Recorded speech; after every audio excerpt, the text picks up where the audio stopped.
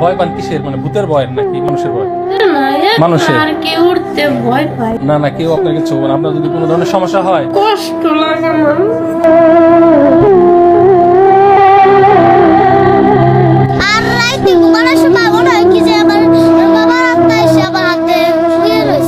তাই মনে হয় শুকায় যেতেছে।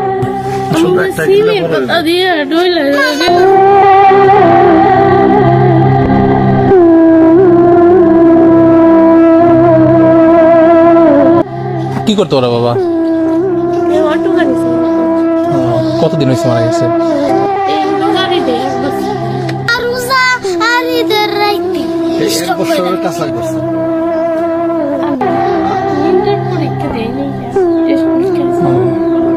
মানে আপনার হাজবেন্ডের বাড়ি, আপনি এখানেই থাকেন, বাবার বাড়ি যান না?